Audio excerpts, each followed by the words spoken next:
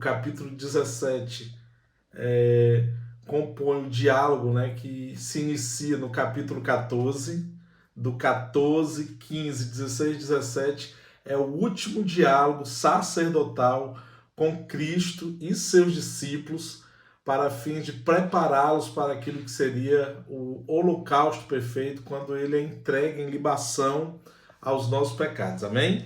Então, só lembrando que todos esses dias, né, em que às sexta-feira nos encontramos, temos falado de pontos específicos onde aparentemente o Senhor vem nos revelar especificadamente no Evangelho de João, de uma forma organizada, cronológica e racional, acerca desde a sua natureza à sua finalidade. No capítulo 1, nós falamos da confirmação da divindade de Cristo, quando João não se preocupa com a cronologia ou genealogia de Jesus, melhor, mas afirmando que desde o princípio ele estava ali. No capítulo 2 nós temos não só o primeiro milagre de Cristo, mas a purificação do templo e a primeira subida de Jesus a Jerusalém após o início do seu ministério.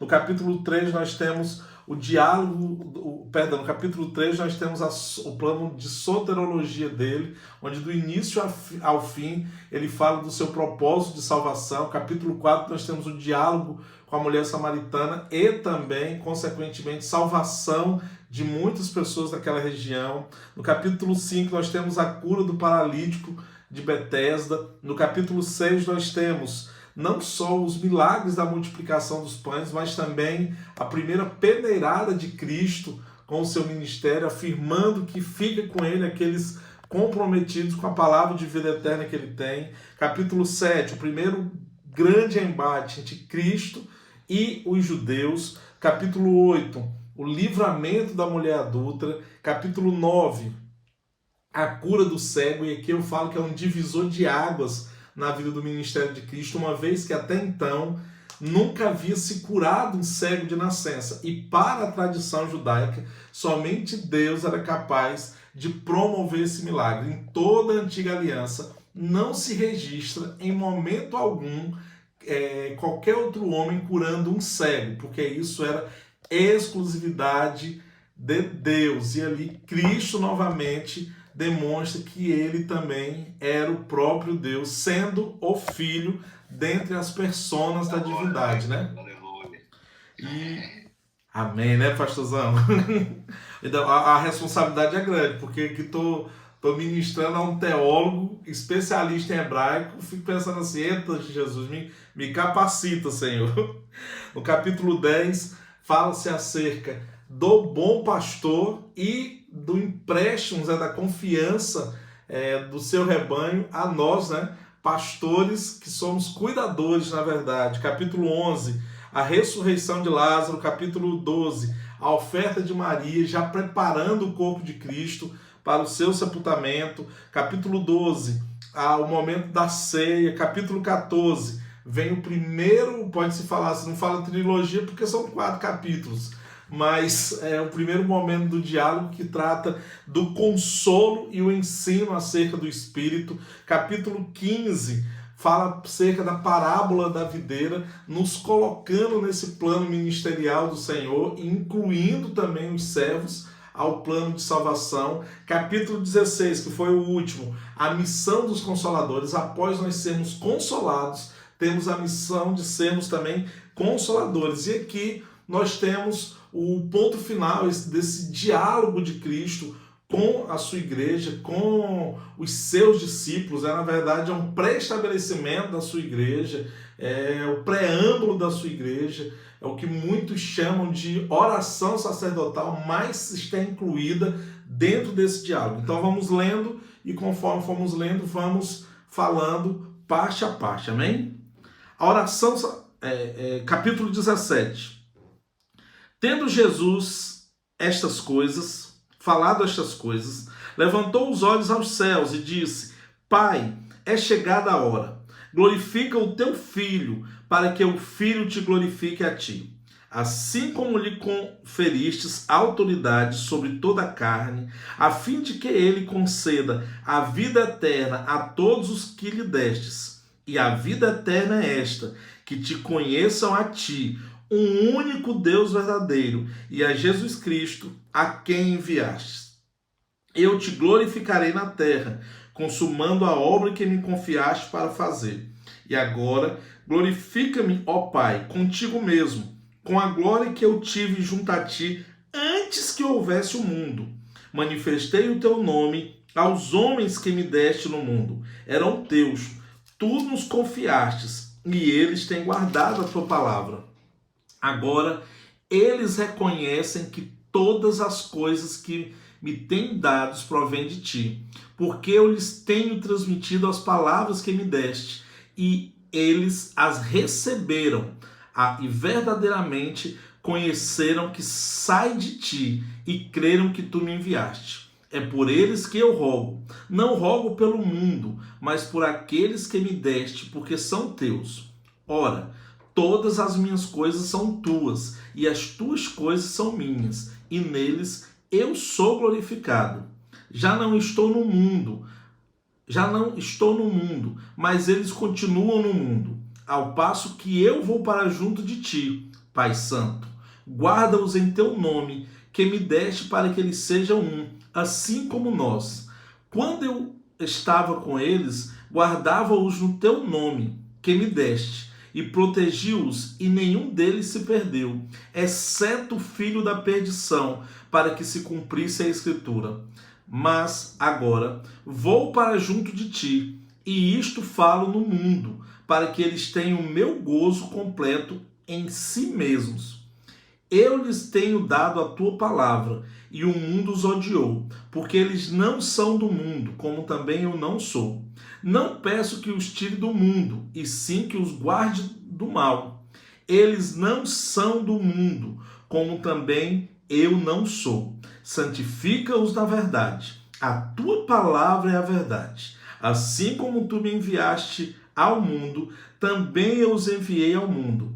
E a favor deles, eu me santifico a mim mesmo, para que eles também sejam santificados na verdade. Aqui é a primeira parte dessa etapa final do diálogo com o Senhor. Não por acaso ela é chamada de oração sacerdotal. Eu também não tenho nem outra designação a dar a esse processo, porque o Senhor está demonstrando aos seus discípulos o seu relacionamento com o Pai, a demonstração de que eles são um só, um com o outro, e deixando claro que ele está aqui para preparar uma retomada do homem no plano de existência de Deus. Vamos lembrar que a existência se compõe em vida, morte e eternidade. O que é a vida? Só para se destacar, a vida é a ocasião temporal que nós temos a oportunidade de tomar decisões, fazer escolhas que importarão, com a graça do Senhor,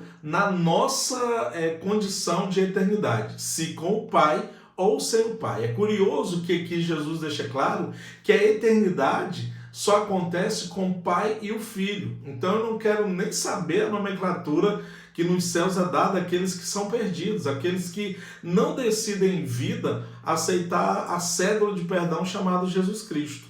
Então aqui o Senhor está dizendo, a eternidade é com o Pai e o Filho. Então o primeiro momento da existência é a vida, onde nós tomamos decisão.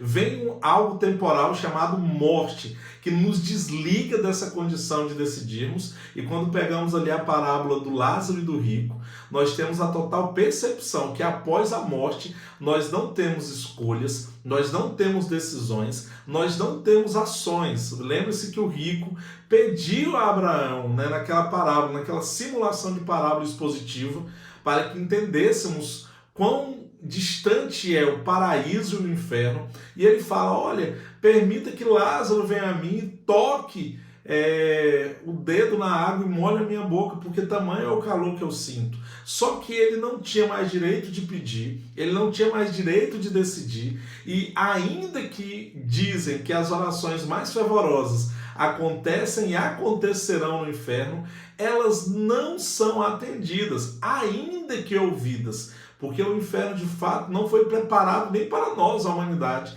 mas para Satanás e os seus mensageiros. Contudo, a Bíblia nos ensina claramente que todos aqueles que o seguiram, aqueles que mantiveram o caminho de impiedade, estarão lá com a serpente, com o falso profeta, com a besta e também com todos os seus seguidores. Portanto, o momento de decisão está na vida. Após a morte, nós perdemos a decisão. Então, nós temos dois caminhos. E o que vem a ser a eternidade? Muitos têm a concepção de eternidade como algo sem fim.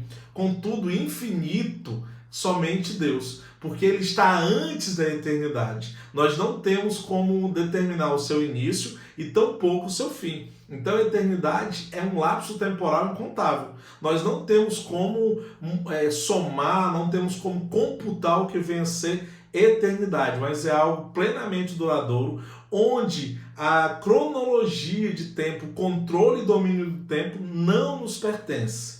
Então, se o inferno é tomado de sofrimento, de fogo, onde o verme rói e não morre, onde há o cheiro de enxofre, a pior dor do inferno, de fato, é a ausência de Deus e o não relacionamento com o nosso noivo, o nosso cordeiro, o leão da tribo de Judá. Então, quando o Senhor Jesus apresenta aos seus discípulos a eternidade, é para trazer ânimo, consolo e conforto de que a nossa eternidade é passada ao lado do Pai. Isso precisa ficar muito destacado, porque Jesus, o tempo inteiro, ainda que venha sofrer pelo desligamento com a terra, ele traz consigo uma palavra de bom ânimo, porque ainda que a morte seja uma realidade, aqueles que vivem por essa herança de Adão, nós temos a certeza de que, como Paulo com muita convicção afirmava,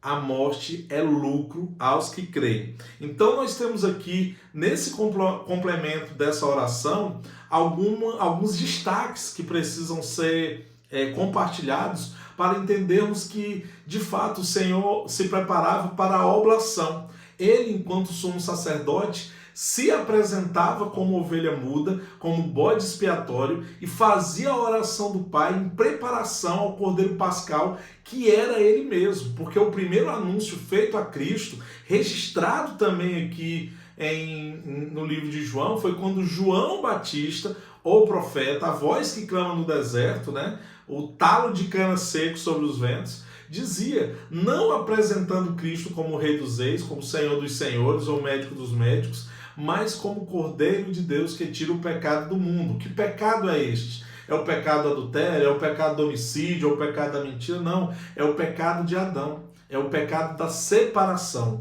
Essa cédula de dívida de Adão é perdoada em Cristo, nesse sacrifício de preparação. Então, o primeiro ponto dessa oração se trata da salvação. Nós vamos olhar aí do versículo 1 ao 5, ele tem um destaque em falar acerca da salvação, de dar confirmação de que aqueles que o seguem, aqueles que estão com eles, serão, portanto, salvos, porque foram preservados na verdade, na palavra, no ensino, na doutrina e na convivência. Ora, eles já conheciam Jesus de tal ponto que nos capítulos anteriores, o Senhor dizia já de cara, olha, não se turbe o vosso coração, crede em Deus e também em mim, estou indo à casa do Pai. Ele novamente compartilha essa paternidade com todos, dizendo que há uma preparação para a nossa eternidade. Depois ele afirma que nós somos ramos preciosos, ou uma hora somos limpos, né? E acontece a poda, e para sermos ainda mais frutificados, ele arranca os ramos improdutivos e diz ao Pai, este eu confio tanto que não vos chamo mais de servos, vocês não são mais discípulos, mas vocês são amigos, e o amigo recebe todo o segredo que o Pai entrega. Aqui Jesus está compartilhando com eles não só a verdade e os mistérios, mas foi confirmando a convicção de salvação, que dá a essa oração o sentido de que o maior propósito da sua entrega, de seu holocausto perfeito, do sacrifício no Calvário, é promover a salvação entre os seus, é promover a salvação entre aqueles que estão ali. Então há um plano de eternidade que começa na salvação, na garantia de salvação. O Senhor tem uma palavra muito certeira, muito correta. Como bem Paulo muitas vezes nos diz, que importa pregar a todos para que alcance alguns.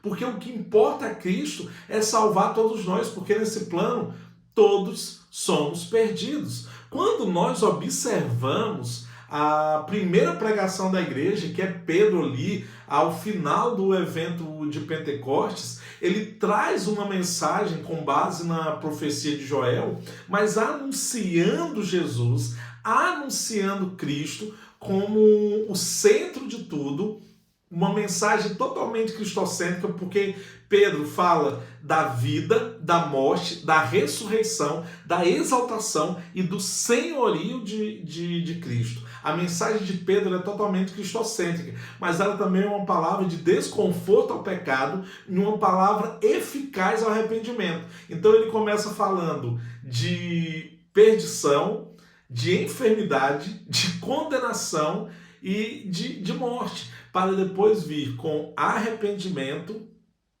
para vir com uma mensagem de remissão, uma mensagem de redenção e uma mensagem de salvação.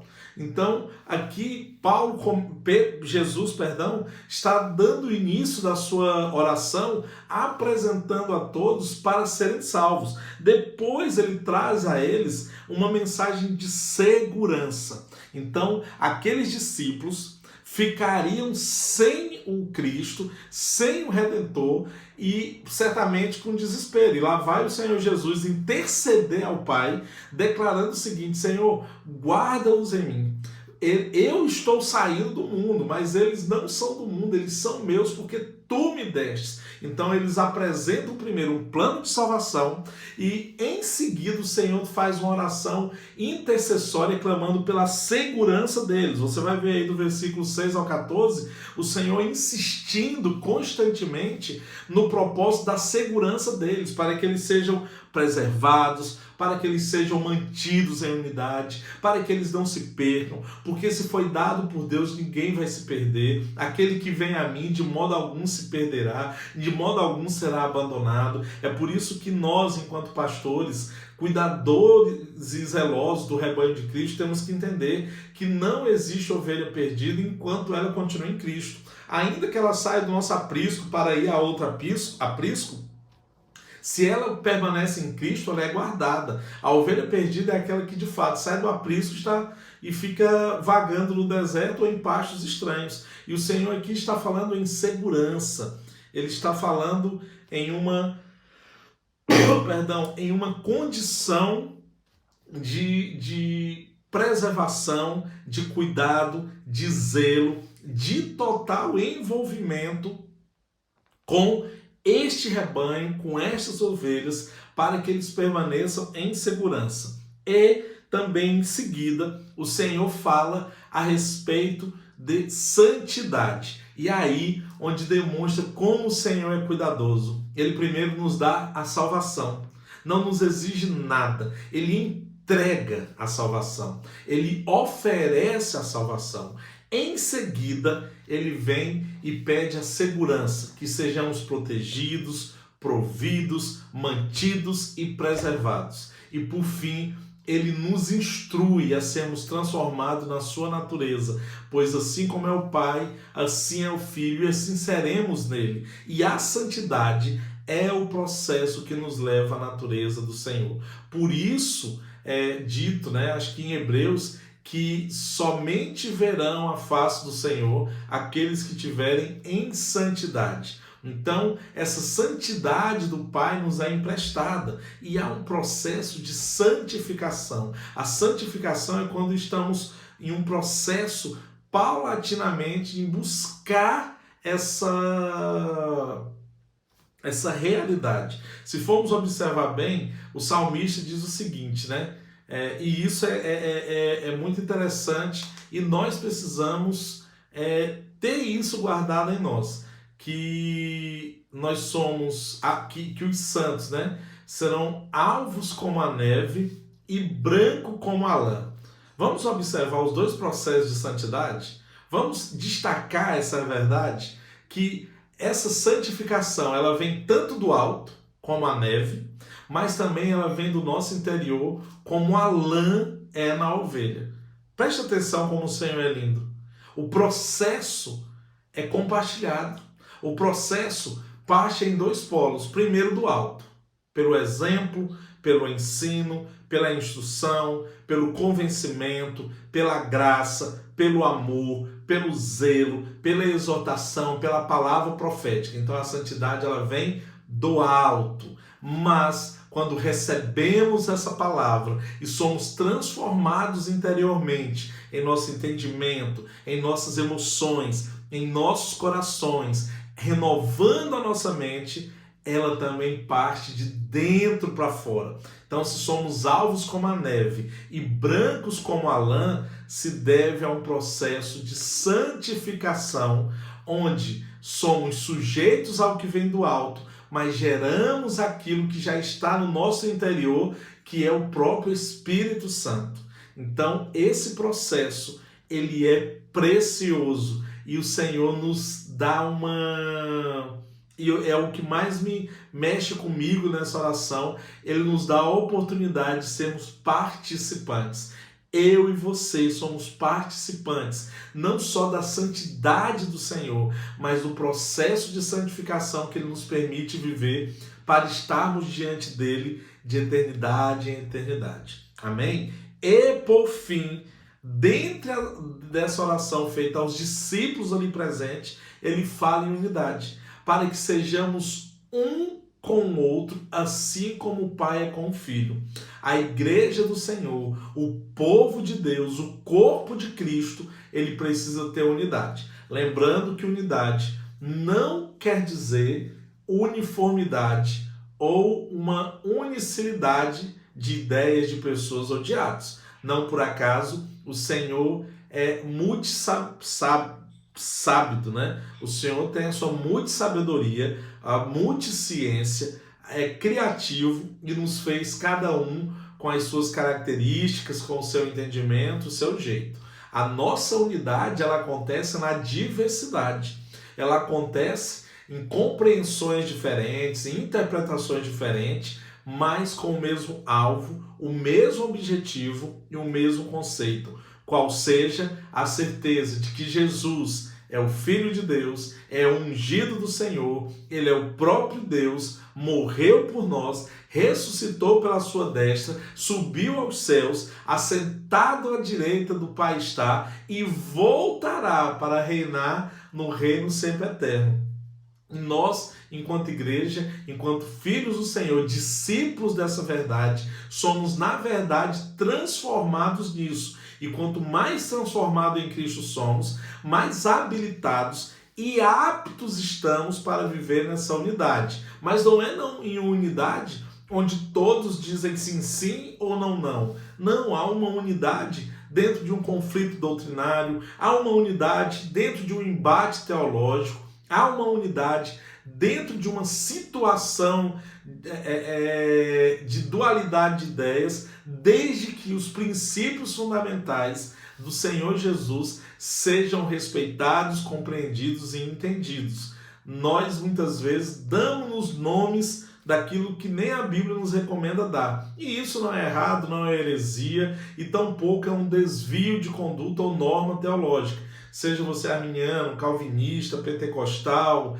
tradicional, carismático, neopentecostal, isso não nos pode ser uma ponte quebrada. Uma vez que cremos que o Cordeiro de Deus tira o pecado do mundo, somos salvos pela graça e que a sua morte aconteceu em nosso lugar. E essa unidade ela deve se preservar e ser perpétua, porque nós iremos subir aos céus, reinaremos com ele nessa unidade. Então a unidade precisa ser na mente, na sua emoção, na sua razão, no seu entendimento e, obviamente, no seu espírito. Essa unidade é o que faz com que nós evangelizamos o mesmo Cristo, independente da nossa visão, da nossa interpretação, do nosso entendimento ou da nossa linha teológica. Pregamos, perdão, o Cristo necessário para a salvação de todos. Amém? Então vamos dar continuidade aqui, onde nós paramos, do versículo 20 em diante. São 6 versículos aqui, que o Senhor já não fala com a igreja, com os discípulos dele.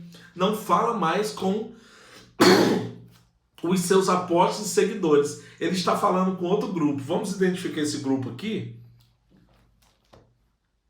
Não rogo somente por estes. Quem são estes? Os seus discípulos, apóstolos e demais seguidores.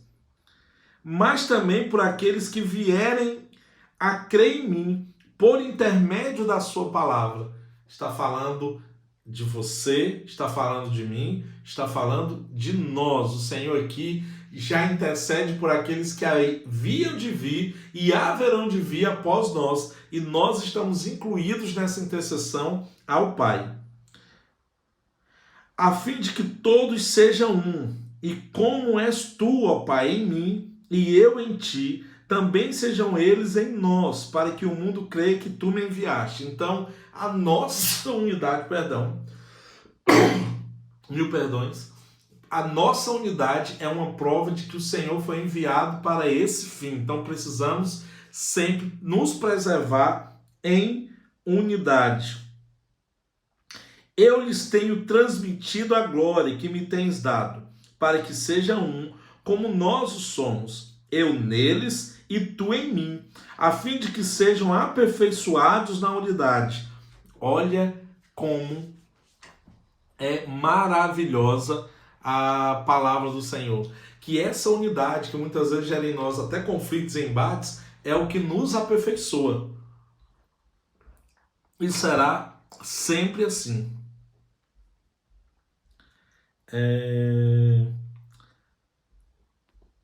Eu neles e tu em mim, a fim de que sejam aperfeiçoados na unidade. Estamos aqui no versículo 23. Para que o mundo conheça que tu me enviaste e os amaste, como também amaste a mim. Pai, a minha vontade é que, onde eu estou, estejam também comigo os que me deste, para que vejam a minha glória que me conferiste, porque me amastes antes da fundação do mundo. Pai justo, o mundo não te conheceu, eu, porém, te conheci. E também estes compreenderam que tu me enviastes. Eu lhe fiz conhecer o teu nome, e ainda o farei conhecer, a fim de que o amor com que me amaste esteja neles, e eu neles esteja. Então, o Senhor aqui, ao final, nos seus últimos 6 versículos desse capítulo, ele direciona aos seus. Ele direciona a quem está. Ele direciona a quem permanece nele. Sejam os que eram do passado, os do presente e o porvir. É uma oração sacerdotal porque nos cobre com salvação, com segurança, dando-nos a santidade e clamando pela unidade. Esse é a mensagem desse diálogo, que começa falando em consolo, fala em inclusão no plano doutrinário da igreja, traz uma missão de sermos também consoladores após sermos instruídos, consolados e confortados, e nos insere em um propósito de eternidade, dando-nos garantia dessa salvação. Amém? Então, aqui, meus amados, fica essa mensagem, fica esse entendimento, que nós, nesses dias, ainda que não tenhamos conhecido diretamente a Cristo, o Cristo em carne, mas temos a certeza do Cristo ressurreto, do que viveu, morreu, ressuscitado foi, à destra do Pai está intercedendo por nós. Então, o Senhor traz essa mensagem para que sejamos mais ainda fortalecidos. Lembrando que na próxima sexta ministraremos o capítulo 18, que é quando o Senhor é traído, quando o Senhor é preso, é entregue, é condenado, julgado e assim cumpra o seu destino. Amém? Que o Pai os abençoe, os guarde, permaneçam sempre firmes aqui no Cartas na Mesa. Que Deus os abençoe e que essa palavra permaneça em vós. Fiquem com Deus e que o Senhor os proteja.